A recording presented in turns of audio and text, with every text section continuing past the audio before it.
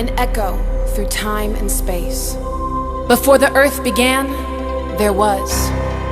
At speed in the direction of the world, a massive sound caused a collision between what is and what is to come. Let there be light.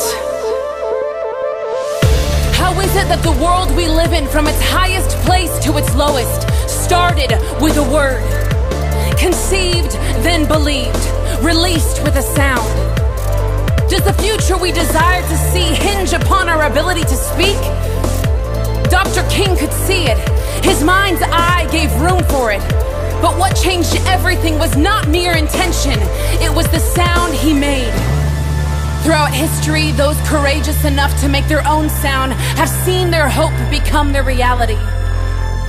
Reality that would shape families, cities, nations, worlds. Creation by sound. When God spoke, He created.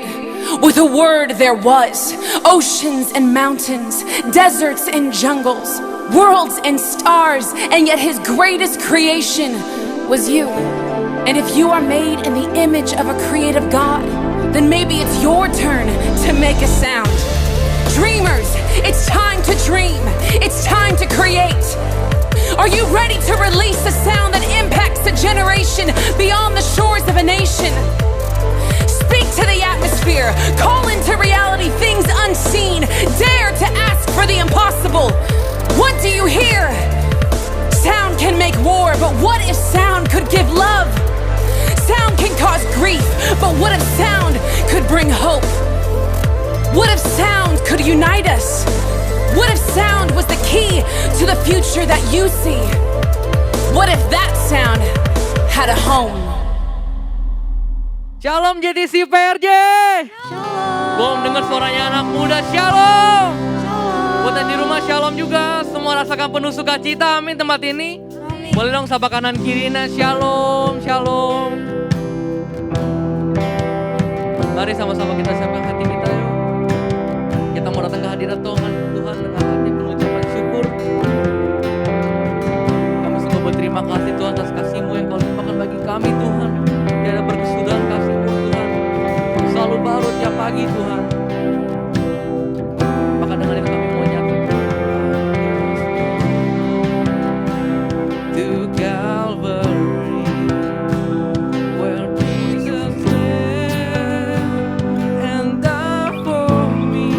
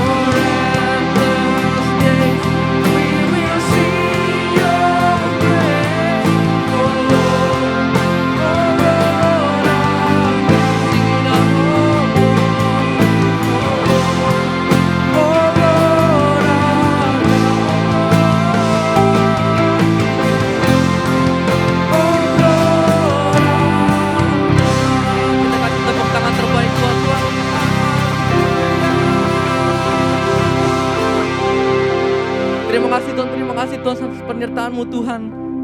Bersama-sama Tuhan kami di tempat ini Tuhan, bukan tanpa satu alasan Tuhan, melainkan hanya untuk meninggikan nama-Mu Tuhan, memuliakan nama-Mu Tuhan.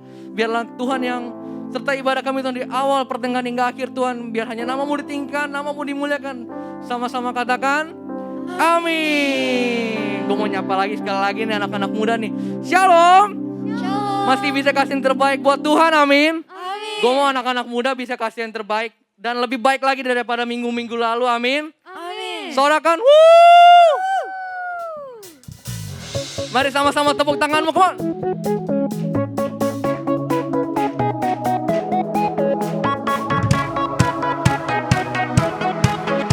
Gue gak mau lihat anak-anak muda diam, gue mau lompat semua dalam ini, amin. Katakan, I'm alive, 'cause Jesus gave me life. Open up my eyes, I can see clearly now. Say oh, whoa, everybody dance now. Whoa, everybody give it up for Jesus. Give it glory, for He has redeemed. Give it glory, for Jesus, praise His name. Gue boleh sama anak-anak muda yang semangat nih. Sorakan haleluya. Haleluya. Sama-sama dengan imanmu katakan, my desire is to lift you higher, and only burning brighter, passion inside of me.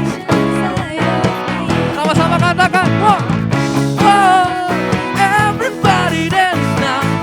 Whoa, semuanya sama-sama, whoa, everybody give it up for Jesus.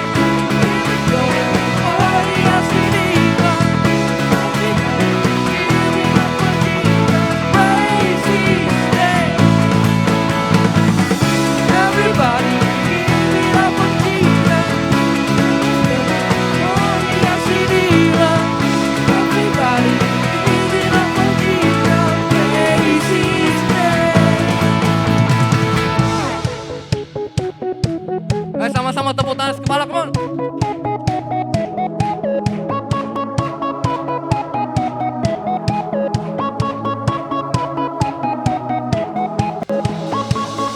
This praise is bursting out. I can't contain it now. This praise is bursting out.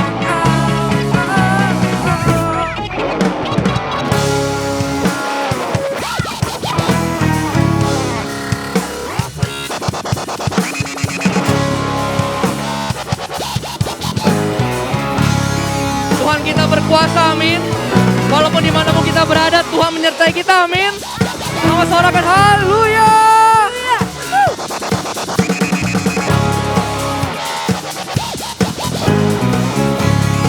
Mari dengan tangan terangan katakan, everybody give it up for Jesus. Give Him glory, for He has redeemed us.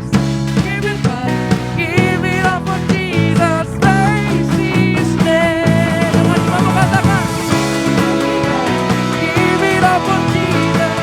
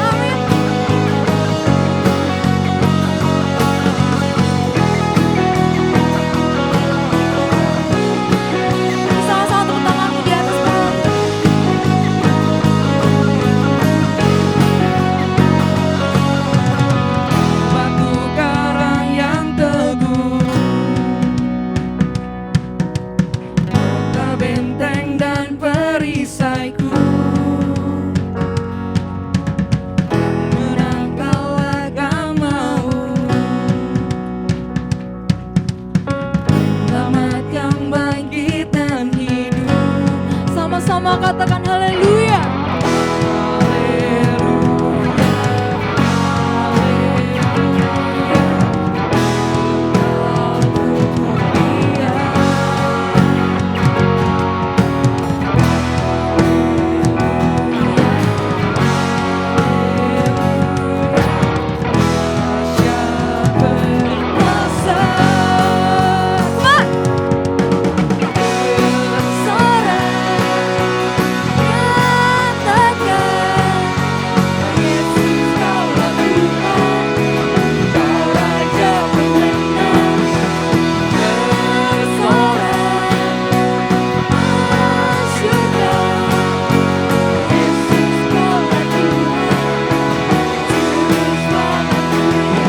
Mari teman-teman kita bisa lebih semangat lagi bagi Tuhan, amin.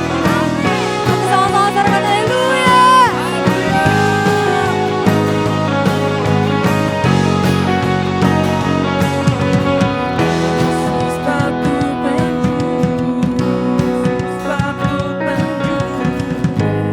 Mula keselamatanmu,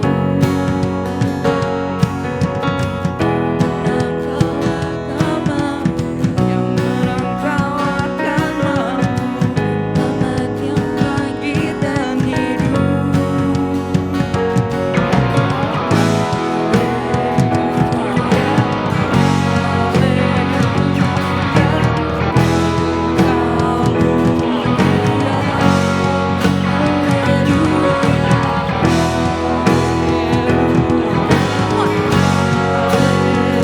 Sama-sama angkat tanganmu. Berkuasa bersorak. Katakan Yesus kaulah Tuhan, Raja pemenang.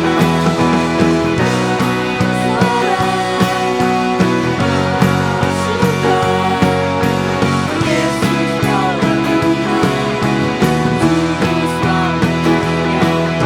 Oh Yesus Tuhan, karena Engkau juru selamat dunia kami. Jadi sama-sama teman-teman kita tepuk tangan bagi Tuhan Yesus. Kita angkat tangan kita. Kita mau berikan yang terbaik bagi Tuhan Yesus.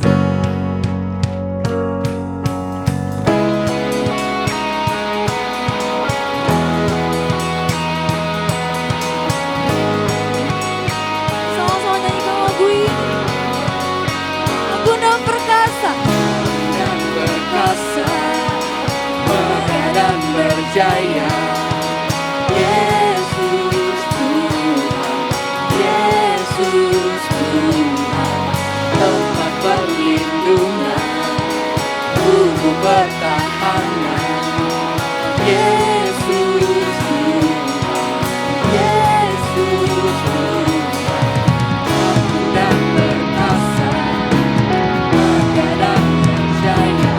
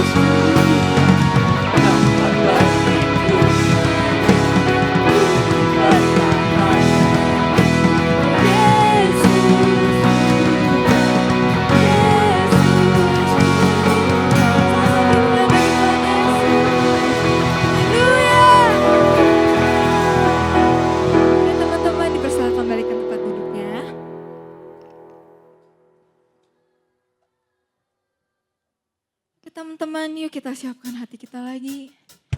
Kita mau bertemu dengan Tuhan. Siapkan momen ini untuk bertemu dengan Tuhan. Kita mau sungguh-sungguh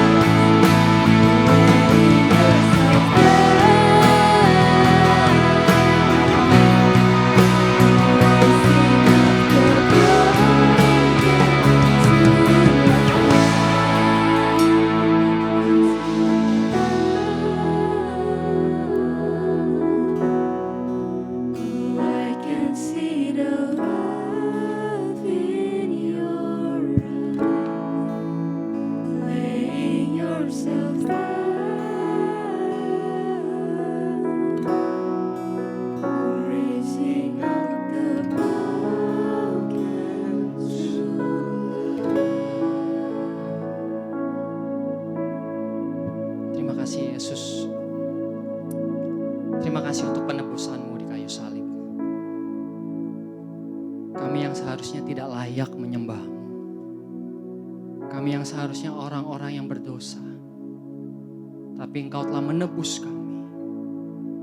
Engkau telah melayakkan kami untuk menyembah Engkau, Allah yang kudus, Allah yang begitu luar biasa, Raja kami.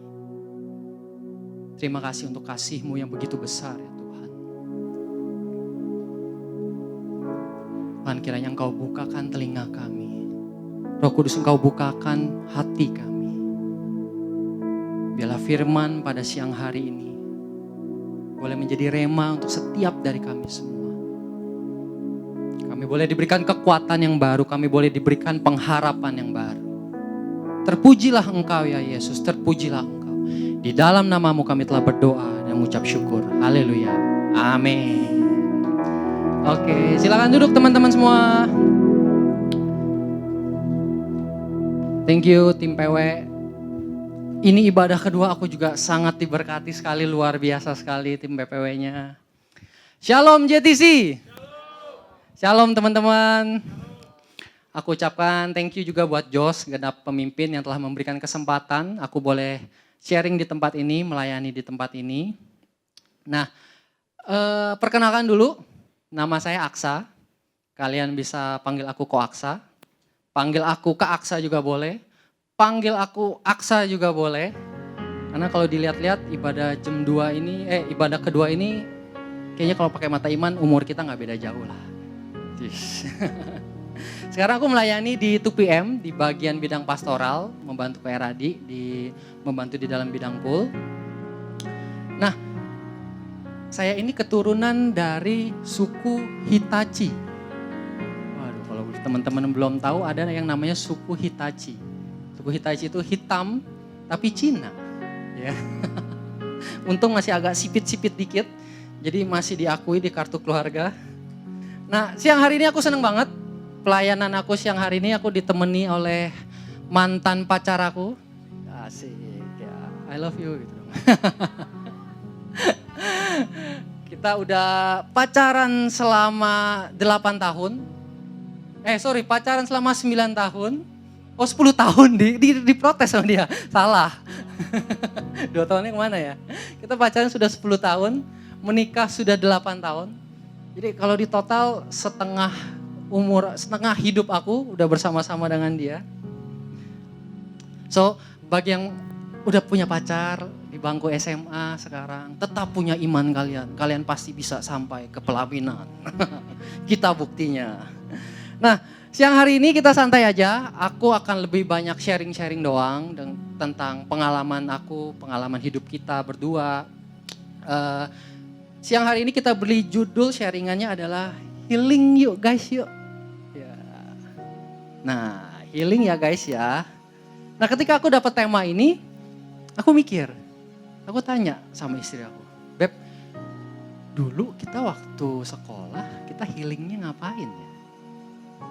Kalau sekarang kan, kita healingnya yuk ke Bali yuk, ke puncak yuk, ke Singapura yuk. Dulu kita sekolah kan mana bisa main begitu, main pergi-pergi aja. Kita dulu healingnya ngapain ya? Tanpa berlama-lama dia langsung menjawab dengan tatapan begitu. Kamu mah main game no, main warnet, main Dota. Wah, tuh dia mukanya udah sebel kalau aku udah cerita kayak gitu. Dia sebel banget kalau aku udah main game. Dia sebel banget kalau aku udah main di warnet. Kenapa? Soalnya kalau aku udah main, aku udah gak ingat waktu, udah gak ingat punya pacar, SMS udah gak dibales, telepon gak diangkat. Zaman dulu kan SMS. Puji Tuhan belum ada WhatsApp. Puji Tuhan belum ada video call. Lebih puji Tuhan lagi gak ada live tracking. Jadi dia gak tahu saya di mana. Ketahuan deh kartunya. Jadi tinggal bilang, aduh sorry ketiduran. Padahal lagi main game di warnet. Nah kalau sekarang kalau dipikir-pikir mungkin healing zaman sekarang. Healing teman-teman mungkin apa ya? Kalau yang cowok-cowok, yuk mabar yuk. Wah kalau yang lihat handphone lagi ngecek nih kayaknya nih. Gue terakhir di level apa ya ini Mobile Legends nya. Temenin gue dong push rank. Lagi mau ini nih mau jadi glory nih. Wah. Tunggu yang kalau cewek-cewek mungkin healingnya sekarang ngeliatin apa? Liatin opa-opa Korea, Instagramnya, cia. Aduh, oh dia lagi mau konser di sini loh, gitu kan kalau cewek kan. Kalau zaman istri saya dulu ini opanya ini apa yang kamu suka? Big Bang. Dia sukanya Big Bang sama Suju ya. Ada Suju kan ada satu yang agak berisi dikit kan. Kok bisa ya dia jadi ini ya. Nah kalau dipikir-pikir lagi, aku lagi jadi merenung. Gara-gara pembicaraan ini sama istri aku, kenapa ya? Kenapa ya dulu aku gila banget main game? Gila banget main warnet. Sampai nggak tahu waktu lagi, nggak tahu keadaan lagi. Ternyata setelah aku pikir, aku merenung tanpa sadar. Ternyata game ini aku jadikan tempat pelarian.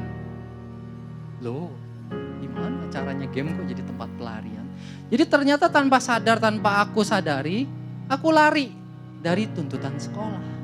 Aku lari dari tanggung jawab sekolah. Aku lari dari tuntutan orang tua. Aku lari dari tuntutan lingkungan. Tuntutan akan masa depan. Aku lari ke arah apa? Ke arah game. Nah kalau boleh sedikit cerita, dulu saya sama istri saya juga sekolah, ada namanya sekolah karunia. Ada yang tahu gak? Wah, sekolah karunia bro.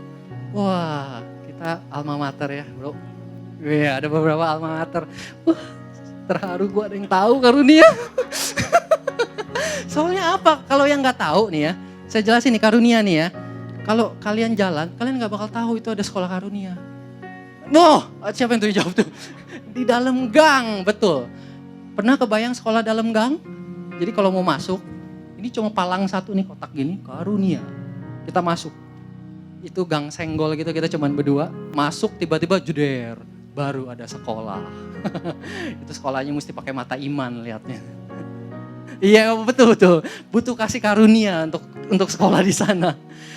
Nah sekolah karunia ini tuh terkenal banget, susah banget pelajarannya. Betul? Waduh langsung begini kan yang belakang.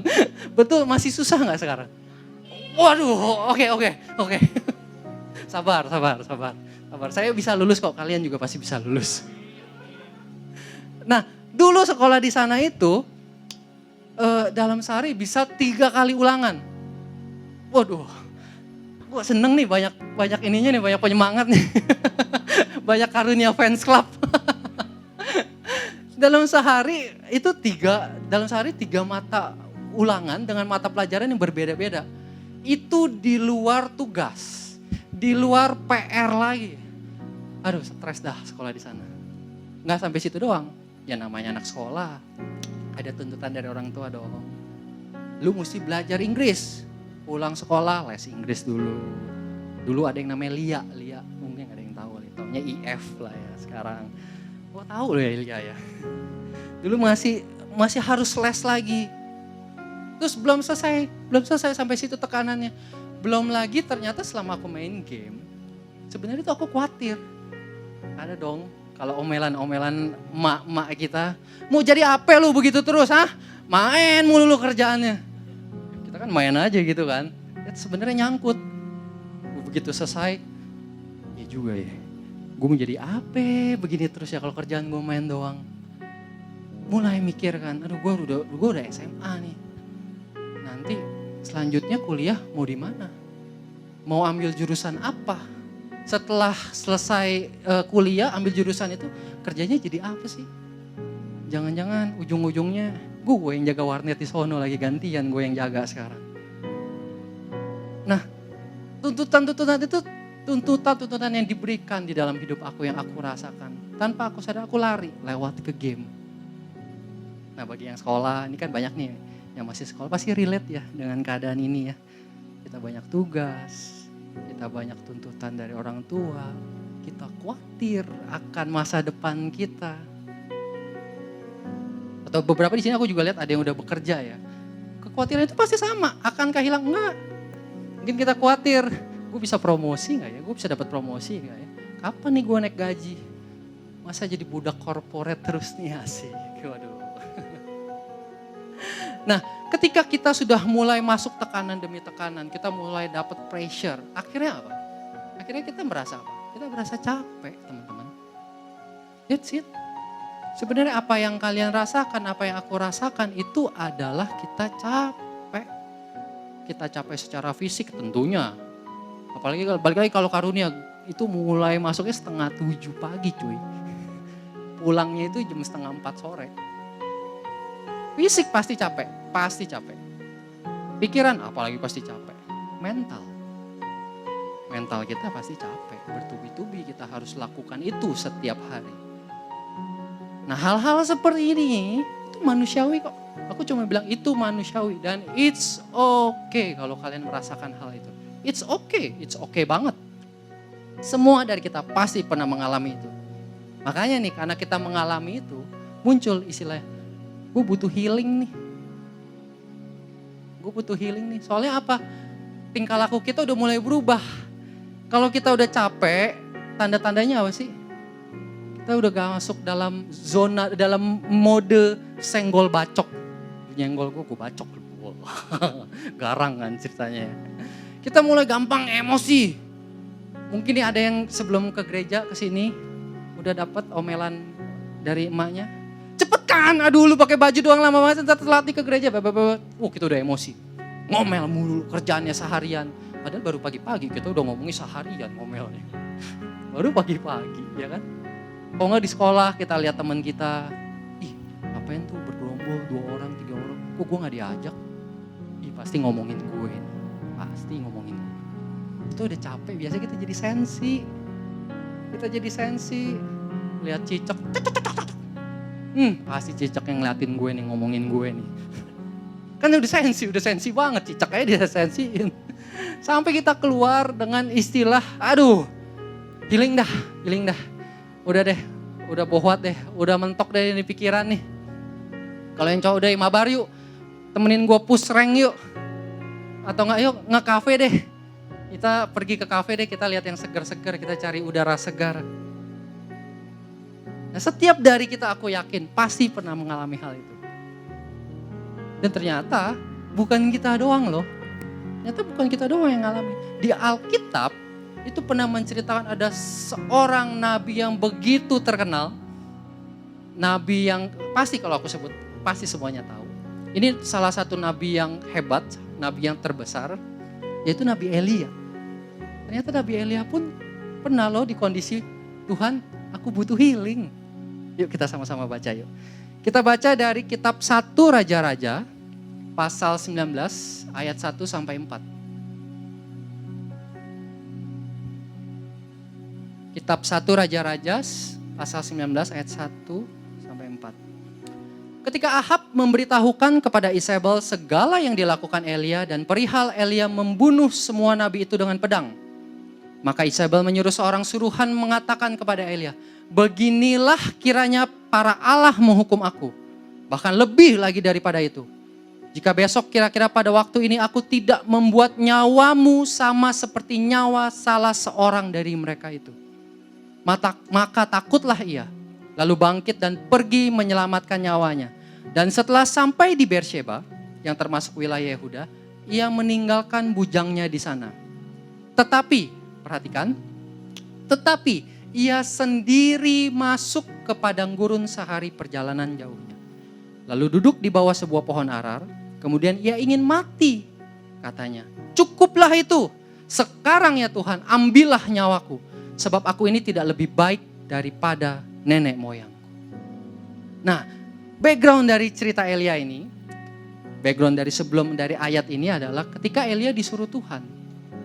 Ayo Elia, kamu pergi ke Raja Ahab, kamu sampaikan pesanku. Pesannya cuma simpel, gak akan turun hujan sampai Tuhan perintahkan. Simple. Oke, Elia taat, pergi ke Raja Ahab. Oke, Raja Ahab, gak akan turun hujan ya di bangsa Israel sampai Tuhan perintahkan. Singkat cerita, Raja Ahabnya kayak istilahnya ngelawan. Dia kirim semua tuh pendeta-pendetanya, nabi-nabi Baalnya. Akhirnya kita tahu ceritanya Nabi Elia melawan 450 orang Nabi Baal. Dan akhirnya Tuhan menunjukkan kuasanya, mezbah yang dipersiapkan oleh Elia. Walaupun mezbahnya itu sudah disiram air, sudah penuh. Akhirnya mezbah itu bisa terbakar dan jadi persembahan buat Tuhan. Dan seluruh Nabi Baal itu dieksekusi sama Nabi Elia. Nah puncaknya di sini. Begitu dengar hal ini, Si Ratu Isabel ini, istrinya si Raja Ahab ini, begitu dengar marah besar. Karena ini dewa yang dia sembah. Ini nabi-nabi yang melayani dewanya. Mending 1, 2, 450 semuanya dibabat habis. Marah sejadi-jadinya, marah besar sampai dia ancam Elia. Istilahnya dia ngomong, besok nih pasti nyawa lu hilang. Sampai Elia ketakutan luar biasa, sampai Elia kabur.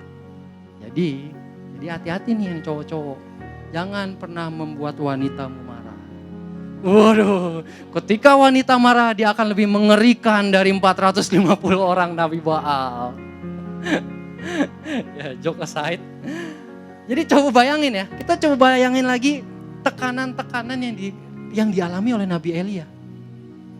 Peristiwa demi peristiwa, tekanan-tekanan yang dialami oleh Nabi Elia. Pertama, istilahnya kayak gak ada apa-apa nih, gak ada angin, gak ada hujan. Tuhan kirim Elia ke Raja Ahab. Istilahnya kan lagi cari masalah kan. Ayo Raja, bentar lagi gak ada hujan ya, sebelum Tuhan perintahkan. Oke, Elia mau taat. Elia tetap setia ngelakuin. Disamperin, disampaikan pesannya, selesai. Selesai sampai situ enggak, ternyata ada perlawanan. 1 orang lawan 450 orang. Bayangin butuh mental seperti apa. Elia itu begitu luar biasa. Bahkan mezbahnya diisi air. Tapi Tuhan kirimkan api. Jadi persembahan yang harum buat Tuhan. Selesai sampai situ, dia pikir selesai kan. Oh, mujizat terjadi. Nabi Baalnya sudah saya eksekusi Tuhan. Selesai dong Tuhan. Apakah itu? Apa yang didapat Elia? Ancaman nyawanya dibunuh. Padahal sebelum-sebelumnya gak ada kan. Ketika dia pikir dia sudah melesaikan semuanya. Mujizat sudah terjadi. Sekarang dia malah diancam dibunuh, nyawanya besok. Nyawa lu pasti hilang. Istilah kasarnya seperti itu. Si Ratu Isabel. Nah seakan-akan itu tuh kayak Nabi Elia ngomong sama Tuhan. Kalau di ayat itu Tuhan, that's it Tuhan. Udah Tuhan, aku udah capek. Aku udah gak sanggup lagi. Semua sudah kulakukan. Sekarang apa yang aku dapat, aku mau dibunuh. That's it Tuhan, aku butuh healing. Seakan-akan Nabi Elia ngomong gitu. Nah masalahnya yang tadi kita baca, Nabi Elia ini healingnya ekstrim teman-teman. Dia healingnya kemana? Ke padang gurun. Nah kalau selama ini kita healing, kita ke puncak, kita ke Bali, pulang-pulang masih mumet, mungkin boleh coba healing ke padang gurun. Dan sendirian. Kalau berhasil balik, jangan lupa cari saya cerita-cerita ya. Nah, problemnya adalah apakah dengan Nabi Elia pergi ke padang gurun, permasalahannya selesai? Apakah dia pergi ke padang gurun, Ratu Isabel, nggak jadi bunuh dia, dia udah pergi nih, kasihan dia. No. Apakah ancaman itu selesai?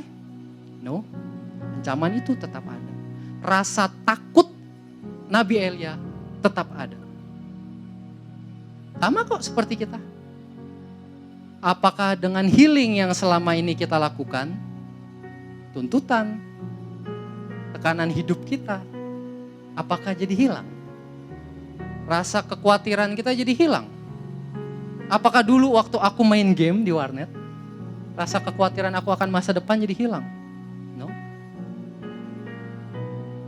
Yang ada malah makin parah. Karena apa? Jangan-jangan selama ini kita healing karena kita tidak mau dealing dengan masalah yang sebenarnya. Aku ulangi ya. Jangan-jangan selama ini kita pakai istilah, kita mau healing. Tapi sebenarnya kita tidak mau dealing dengan real problem permasalahan yang sedang kita alami. Ketika kita kabur, kita lari dari tanggung jawab kita. Kita gak mau dealing dengan masalah kita. Justru efeknya apa? Justru efeknya malah memperparah keadaan kita. Kekhawatiran kita makin parah. Nah, ada satu pekerjaan iblis. Jadi kalau teman-teman belum tahu, pekerjaan iblis itu cuma satu, yang paling utama. Kerjaannya cuma satu, tapi dia kerjain pagi, siang, malam, sore, terus sampai lembur. Pekerjaannya apa? Satu, dia menghakimi dan menuduh kita dengan segala kebohongan. Itu pekerjaan iblis. Itu yang dilakukan iblis di dalam pikiran kita dan hidup kita. Lihat apa yang dikatakan Nabi Elia tadi. Tuhan, cabut saja hidupku. Aku gak ada lebih baiknya dari nenek moyangku. Ini Nabi Elia loh yang ngomong. Coba bayangin apa yang baru dia lakukan. Dia baru mengalahkan 450 orang Nabi Baal. Dia melakukan mujizat yang begitu luar biasa. Tetapi apa yang terjadi ketika dia sendirian? Tuduhan-tuduhan kebohongan dari iblis mulai masuk. Padahal nenek moyangnya bangsa Israel, kita tahu bangsa yang tegar tengkuk. Jauh, pasti jauh level imannya dari Nabi Elia. Tapi Elia down karena dia sendirian. Ketika kita kabur dari masalah kita, dan ketika kita memilih untuk menyendiri, iblis akan lebih gampang masuk ke dalam pikiran kita. Memberikan segala kebohongan-kebohongan, tuduhan-tuduhan, penghakiman-penghakiman palsu ke dalam hati dan pikiran kita. Yang akhirnya apa?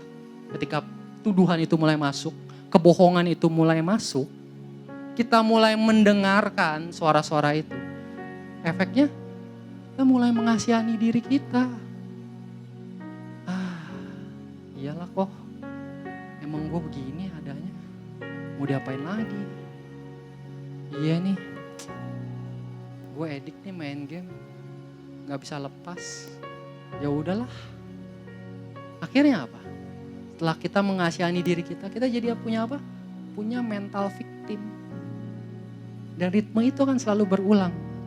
Kita menyendiri, kita mengasihani diri kita stres, kita menyendiri lagi. Itu akan terus berputar, tidak akan pernah putus. Nah kok, oke lah, gak boleh nih healing kayak gitu, gak boleh nih sendirian. Jadi healing yang benar itu kayak apa? Gue harus ngapain dong? Kita lanjut baca cerita lagi di Nabi Elia. Ini yang menarik. Kita lanjut di 1 Raja-Raja pasal 19 ayat 5-8. Sesudah itu ia berbaring dan tidur di bawah pohon arar itu. Tetapi tiba-tiba seorang malaikat menyentuh dia serta berkata kepadanya, bangunlah, makanlah. Ketika ia melihat sekitarnya, maka pada sebelah kepalanya ada roti bakar dan sebuah kendi berisi air. Lalu ia makan dan minum, kemudian berbaring pula. Tetapi malaikat Tuhan datang untuk kedua kalinya dan menyentuh dia serta berkata, bangunlah, makanlah, sebab kalau tidak perjalananmu nanti terlalu jauh bagimu. Maka bangunlah ia, lalu makan dan minum, dan oleh kekuatan makanan itu ia berjalan 40 hari 40 malam lamanya sampai ke gunung Allah, yakni gunung Horeb. Nah, healing yang benar ternyata bukan dengan cara kita menyendiri, bukan dengan cara kita kabur dari permasalahan kita. Bukan dengan cara kita cuma beristirahat, we do nothing, kita quit semuanya. No. Ternyata healing yang benar adalah ketika kita beristirahat dan makan. That's it, kata Tuhan. Beristirahat dan makan. Kenapa? Kebanyakan orang healingnya yang difokusin apa? Cuma jasmaninya doang. Cuma sampai sebatas refreshing pikirannya. Tapi begitu dia balik, tetap sama. Karena apa? Hatinya tidak pernah di-healing. Rohaninya tidak pernah di-healing. Luka-luka yang sebenarnya membekas di hati tidak pernah berani engkau healing. Tidak pernah berani engkau hadapi. Sesuatu yang selama ini kalian tutupin. Sesuatu yang selama ini kalian, no, gak boleh ada yang tahu. Trauma yang kalian alami selama ini, yang kalian simpan paling dalam di dalam hati kalian. Yang kalian tidak berani buka. Itu yang perlu di-healing. Itu yang perlu diberi makan.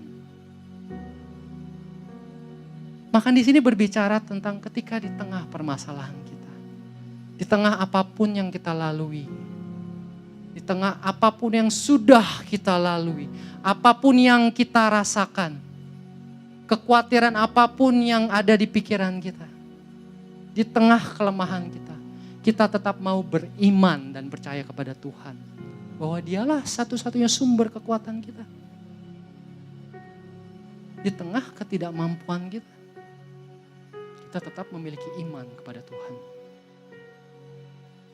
Ketika iblis hanya melakukan penghakiman kepada kita. Percuma. Lu gak bakal masuk ke universitas itu. Nilai lu aja pas-pasan. Lu gak mungkin lah dapat promosi. Kerja lu aja asal-asalan. Kamu gak mungkin lah untuk pulih.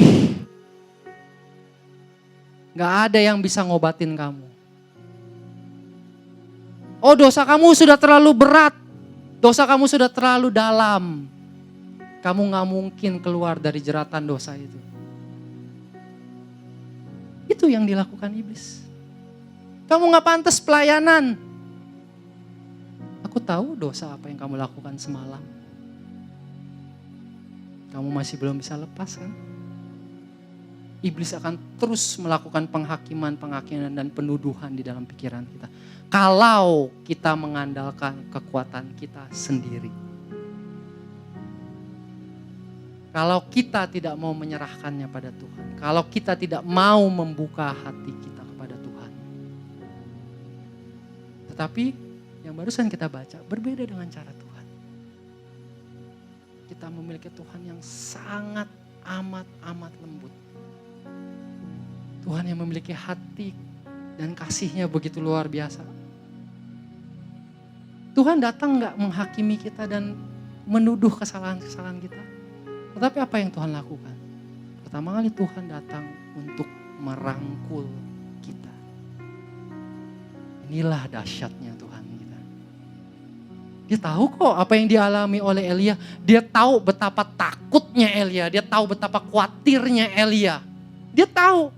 Sehingga apa yang dilakukan Tuhan? Dia mengirimkan malaikat untuk melayani Elia.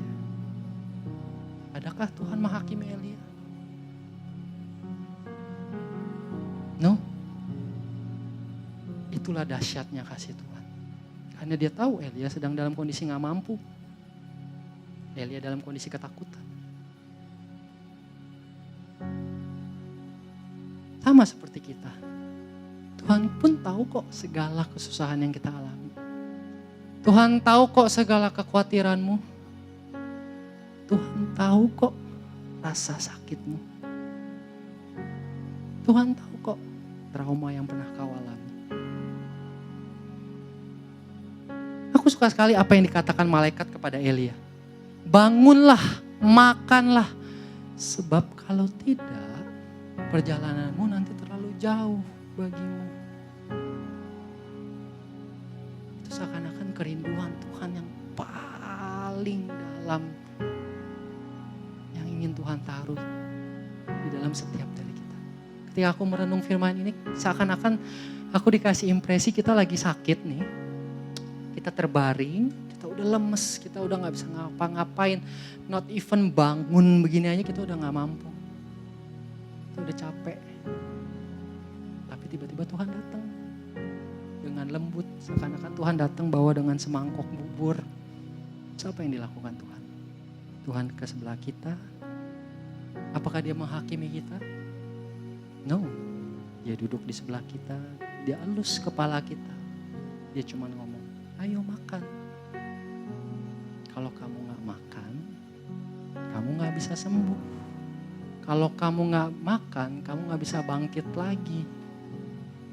Karena kerinduan Tuhan adalah ketika kita bisa bangkit. Dan kita bisa berjalan bersama dengan Tuhan. Nah, itu kerinduan Tuhan yang paling dalam. Begitu besarnya kasih Tuhan kepada kita. Dia mau setiap dari kita dibebaskan. Dia mau setiap dari kita bebas dari jeratan dosa. Apa yang menjerat pornografi, menyontek, ketidakpercayaan dirimu. Engkau berasa tidak mampu. Engkau merasa tidak diterima di dalam keluarga. Kau merasa identitasmu, kau bingung siapa aku. Akhirnya kita memilih untuk menyendiri atau kita kabur ke hal-hal yang akhirnya tidak mengobati. Hanya satu kerinduan Tuhan. Ketika kita mau membuka hati kita. Kita biarkan Tuhan melayani setiap rasa sakit kita. Kita biarkan Tuhan melayani setiap ketidakmampuan kita, kekhawatiran kita. Ada Tuhan yang selalu membuka tangannya. Ya, itu kerinduan Tuhan. Aku undang pemusik untuk maju ke depan. Ketika aku merenungkan tentang firman ini, ketika aku merenungkan tentang apa yang dikatakan Tuhan ini, tiba-tiba Tuhan ingatkan aku tentang satu cerita. Tuhan ingatkan cerita tentang Lazarus. Aku bacakan ya. Ketika Yesus melihat Maria menangis, dan juga orang-orang Yahudi yang datang bersama dia, maka masyghullah hatinya. Ia sangat terharu dan berkata, "Di manakah dia kamu baringkan?" Jawab mereka, "Tuhan, marilah dan lihatlah." Maka menangislah Yesus. Ketika akhirnya Yesus sampai di kampung Lazarus, ternyata apa yang terjadi? Lazarus sudah meninggal selama 4 hari. Seakan-akan sudah terlambat. Tetapi apa yang dilakukan Yesus? Yesus menangis. Jesus wept. Yesus tahu gak dia sanggup untuk menghidupkan Lazarus? Yesus tahu gak dia berkuasa untuk Lazarus keluar, engkau pasti hidup? Dia tahu. Dia tahu dia punya kuasa untuk membangkitkan Lazarus. Tapi apa yang dipilih oleh Yesus? Ketika Yesus datang, Yesus melihat Maria menangis, maka masyghullah hatinya. Yesus memilih untuk menangis. Yesus memilih untuk merasakan apa yang dirasakan oleh Maria. Yesus memilih untuk merasakan kesedihan yang dirasakan oleh Maria. Teman-teman, siang hari ini, aku cuma mau katakan dia bukan Tuhan yang jauh. No. You are not alone. Kamu gak pernah sendirian. Kamu punya Tuhan yang dekat. Kamu punya Tuhan yang selalu tinggal di dalam hatimu. Kau punya Tuhan yang selalu ada bersama-sama denganmu. Kau punya Tuhan yang ikut menangis. Mungkin ketika setiap malam engkau menangis, gak ada yang tahu. But God knows. Jesus knows. Ketika engkau menangis, Yesus pun menangis. Ketika engkau berteriak, "Tuhan, aku gak mampu lagi. Aku udah capek, Tuhan." Dia merasakan kesedihan. Ketika engkau frustasi tentang masa lalumu, tentang luka yang ada di hatimu, Tuhan tahu itu semua. Hanya satu kerinduan Tuhan. Tuhan cuma mau merangkul kita. Tuhan mau mengobati kita. Tuhan mau melayani kita. Agar kita bisa bangkit. Agar kita bisa berjalan lagi bersama dengan Dia. Hanya itu kesukaan Tuhan. Jangan pernah dengarkan kebohongan-kebohongan penghakiman ini. Ditebar iblis di dalam pikiran kita. No. Dia adalah Allah yang penuh kasih. Dia adalah Yesus yang dengan kelemah lembutannya, walaupun kita sudah terbaring lemah, Dia akan datang menggendong kita. Dia akan memberikan kekuatan untuk kita. Dan tugas kita apa? Tugas kita untuk makan makanan yang sudah disediakan oleh Tuhan. Kita tetap mau memiliki iman, percaya kepada Tuhan. Kita tetap baca firman Tuhan yang setiap hari Itulah sumber kekuatan kita yang sebenarnya. Karena hanya dengan cara itulah kita bangun. Kita bisa bangun lagi. Kita bisa pulih lagi. Dan kita bisa sembuh. Mari teman-teman, aku undang semua teman-teman untuk bangkit berdiri.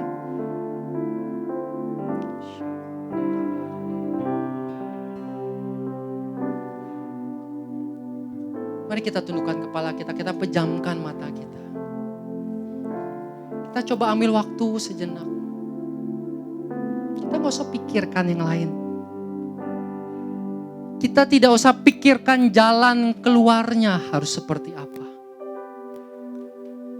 Kita gak usah mikir, Tuhan gimana dengan masa depanku. No.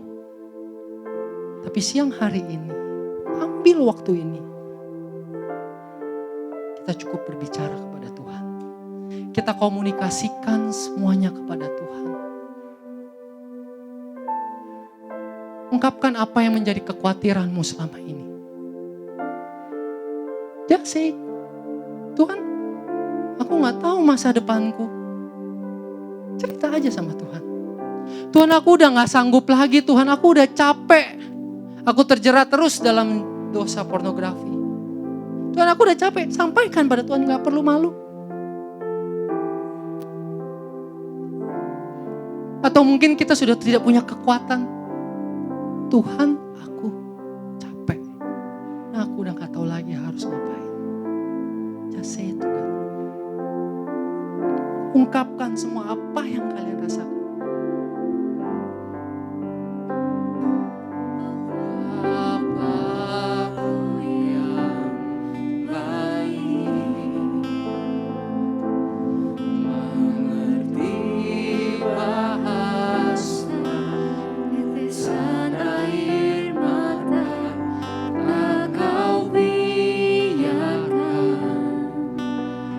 Berjalan sendirian, sebab Bapa-Ku yang baik.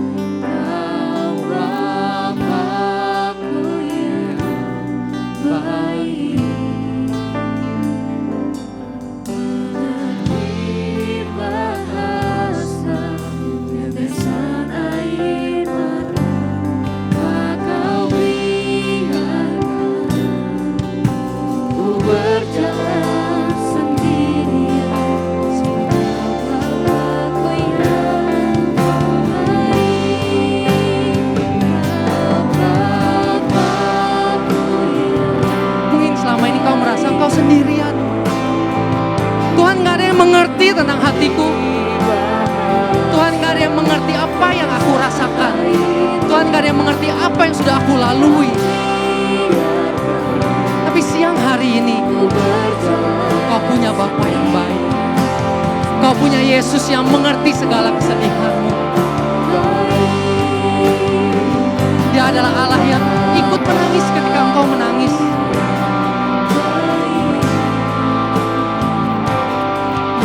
Sampaikan semuanya kepada Tuhan. Percaya kepada Tuhan.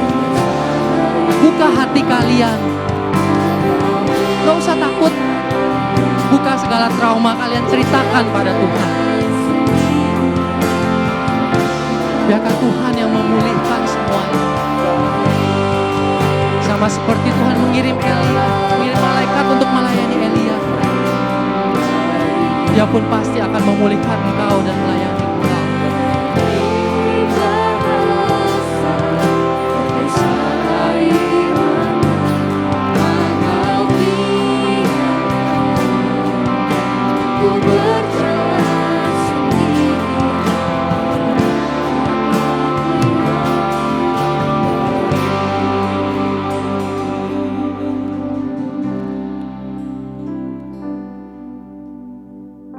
Yang baik hanya ada padamu ya Tuhan. Engkaulah Bapa kami yang baik. Engkau yang paling mengerti apa yang sedang kami rasakan. Engkau yang paling mengerti isi hati kami ya Tuhan. Tuhan, ini kekhawatiran kami ya Tuhan. Ini Tuhan, ini segala dosa-dosa kami ya Tuhan. Tuhan, ini segala kelemahan kami ya Tuhan. Tuhan, ini segala jeritan hati kami ya Tuhan. Luka-luka hati kami ya Tuhan. Tuhan, kami mau serahkan sepenuhnya ke dalam tangan-Mu ya Tuhan. Karena kami percaya ya Tuhan, Kau adalah Allah yang sanggup untuk memulihkan kami semua. Karena Engkau yang paling mengerti, Engkau yang paling merasakan. Tuhan, kalau siang hari ini kami mau beriman ya Tuhan, kami mau percaya ya Tuhan, kami pasti pulih ya Tuhan. Kami pasti memiliki kekuatan lagi untuk berjalan, kami pasti memiliki kekuatan lagi untuk bangkit ya Tuhan. Karena kami diciptakan untuk menjadi kepala bukan ekor ya Tuhan. Kami mau tepis segala kebohongan-kebohongan dari si iblis ya Tuhan. Tuhan, kami mau bangkit, kami mau berjalan lagi bersama-Mu ya Tuhan. Tuhan, Kau pakai hidup kami lebih lagi ya Tuhan. Tuhan, kami tidak mau membiarkan luka kami, tidak mau membiarkan kesedihan kami ya Tuhan. Kami hanya mau berjalan bersama dengan Engkau. Terima kasih Yesus, terima kasih untuk kasih-Mu. Terima kasih untuk pengorbanan-Mu di kayu salib yang begitu besar. Itu sudah lebih dari cukup bukti untuk kami semua bahwa Engkau sanggup. Dan Engkau memiliki kasih yang begitu luar biasa untuk kami semua. Terima kasih Tuhan.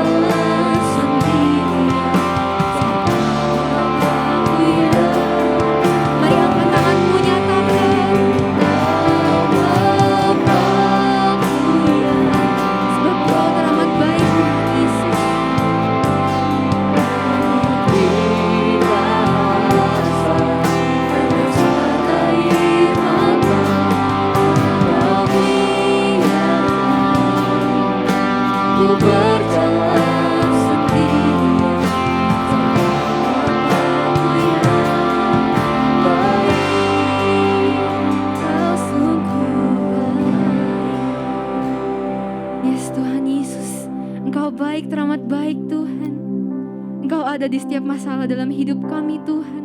Engkau menyertai dan Engkau membimbing setiap kami Tuhan Yesus.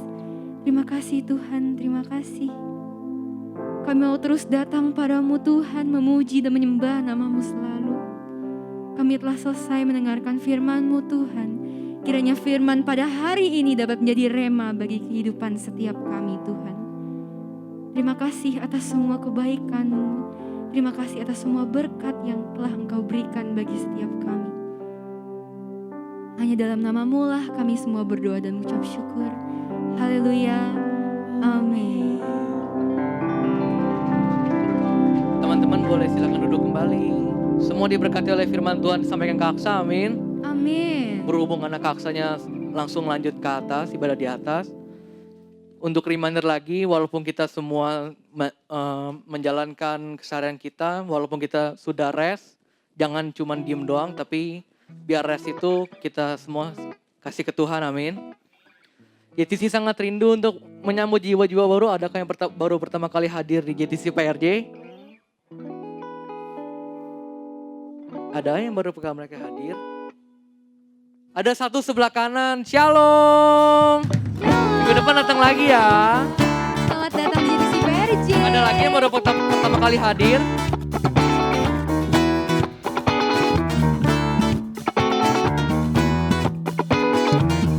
Oh, ada satu sebelah kiri, ada lagi. Sekali lagi putar lagi. Shalom.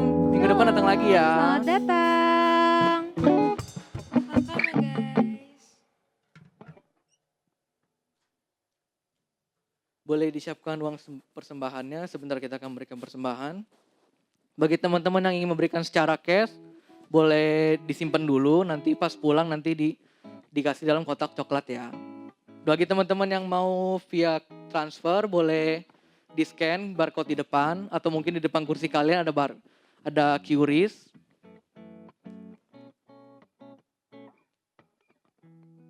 Mari sebelum kita memberikan persembahan, kita bersama dalam doa. Tuhan, kami sungguh bersyukur Tuhan atas berkat yang Kau limpahkan pada hari ini Tuhan. Kasih-Mu melimpah, kami dapat mendengar firman-Mu Tuhan. Biarlah apa yang kami dengar firman pada hari ini Tuhan dapat menjadi rema dalam kehidupan kami. Dan sebentar kami akan memberikan persembahan, kiranya Kau yang berkati persembahan kami Tuhan, agar apa yang kami berikan pada hari ini dapat memperluas kerajaan-Mu di bumi ini ya Tuhan. Biar hanya di dalam nama-Mu kami kita berdoa dan mengucap syukur. Haleluya. Amin. Selagi memberikan persembahan,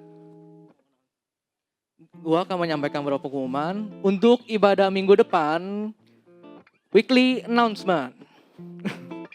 Untuk ibadah minggu depan akan bertema Heart of Worship di tanggal 23 Oktober di pukul 9 dan 11.30. Jadi jangan lupa datang ya teman-teman. Bagaimana hati seorang penyembah itu datang minggu depan. Biar sama-sama kita belajar. Nah ini kita juga ada IG JTC PRJ. Yang udah follow IG JTC PRJ boleh lambaikan tanganmu, bangga dikit lah. Yang udah follow, banyak juga, ada yang belum juga. Yang belum langsung follow ya, @JTC PRJ, tinggal diklik follow, gampang banget, satu klik doang. Nggak selesai sih, masih ada lagi. Ada link tree. Nah, apa sih isi link tree-nya? Ini ada pertama ada prayer request sama praise report. Prayer request itu apa? Prayer request itu kalau misalnya kalian punya masalah hidup, punya menghadapi masalah di sekolah, di kerjaan, atau mungkin di keluarga, boleh banget untuk klik yang prayer request ini. Kalian ceritain masalah kalian, nanti kita akan bantu doakan. Atau mungkin kita akan approach kalian untuk bantu selesaikan masalahnya.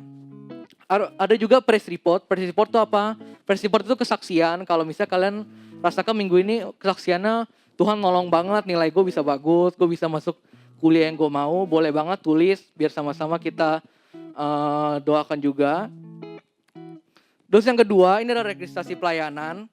Nah, kita juga di sini buka open recruitment untuk musik, usher, multimedia, well singer, administrasi, dan announcer. Jadi bagi teman-teman yang rindu banget melayani Tuhan, boleh banget kita open banget. Itu nggak perlu harus jago, nggak harus yang bisa main kunci-kunci sampai minor-minor juga nggak perlu. Kita sama-sama belajar, walaupun emang kalian nggak bisa, kita sama-sama melangkah untuk sama-sama bisa melayani Tuhan dengan baik. Terus yang terakhir ada registrasi cool.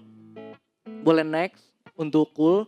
Nah, cool itu apa? Community of love. Jadi ini penting banget buat kalian. Jadi walaupun kita kan ibadah begini kan banyak orang ya. Kita kan gak mungkin samperin satu-satu pembicaranya, doain satu-satu mau kapan pulang. Tapi dengan acara cool ini, kita bisa nge-approach kalian secara per wilayah. Jadi kalian tinggal klik aja linknya tadi, kalian isi data dirinya. Nah, kalian gak perlu repot untuk nyari kakak-kakaknya. Kita yang akan approach kalian untuk join cool sama-sama dengan JTC. Oke, ada lagi? Oke, see you next week. Sekian pengumuman untuk hari ini. Mari sama-sama kita bangkit berdiri. Kita mau pulang untuk mengakhiri ibadah dengan doa syafaat.